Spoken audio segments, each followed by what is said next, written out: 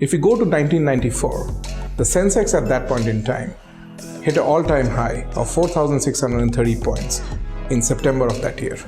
But guess what? Over the next 10 years, the Sensex produced practically no returns.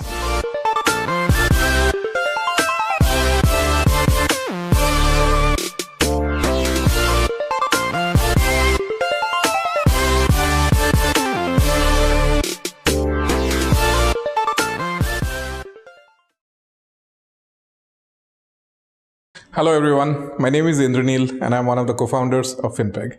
At Finpeg, our endeavor is to help our customers invest in mutual funds as per methods and strategies that go beyond traditional methods of investing in mutual funds such as SIPs. It gives me great pleasure to bring to you the Finpeg AlphaTalk Series, in which we'll be talking to you about the latest developments in equity markets here in India as well as around the world.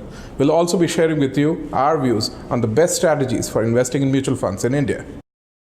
This is the first episode of Finpeg AlphaTalk Series, and in this episode we'll be delving into an age-old question. Does timing into the equity markets really matter? The popular narrative that has emerged over the last few years is that one should not try to time the markets. Instead, one should invest in the markets in a disciplined manner through SIPs, when one invests a fixed amount at monthly intervals over a very long period of time. In the process, one gets to average one's entry price into the markets. Now that's a very, very powerful logic, and we are not here to dismiss the merits of SIP. However, our research does show that there have been umpteen number of periods in history where a completely timing agnostic way of investing in equity markets has led to suboptimal results.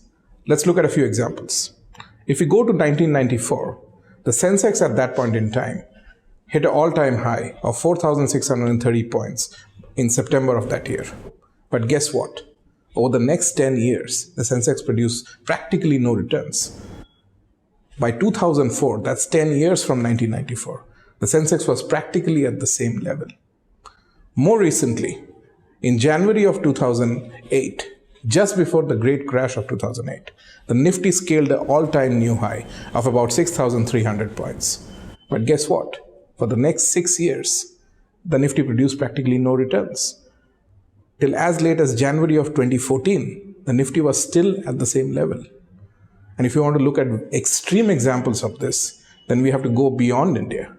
If you go back to December of 1989, the Japanese index of Nikkei 225 hit an all-time high of 38,900. Guess what? We are 30 years from that point in time.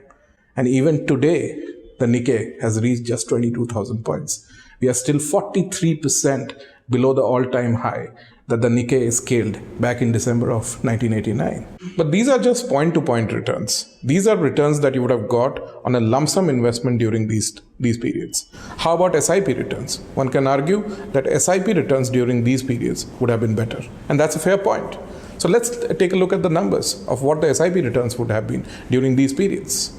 Had you done a SIP in the Sensex between 1994 to 2004, that's a 10-year period, your returns would have been just 3.9% per annum. That kind of return is something that even your savings bank can generate. You don't need to invest in equities. Let's look at the second example. An SIP investment into the Nifty between January of 2008 and January of 2014, that's a 6-year period, would have helped you generate a return of 7.9% per annum. Now, that's not the kind of returns for which one needs to take the risk of equity investments. Even your fixed deposits could have helped you generate that kind of returns, right? Is there really a scientific way of timing one's investments into equity markets? That's precisely the topic of our next episode. So stay tuned and thank you for watching. If you liked the video, please subscribe to our channel. And don't forget to hit the bell icon because we'll be uploading new content every week.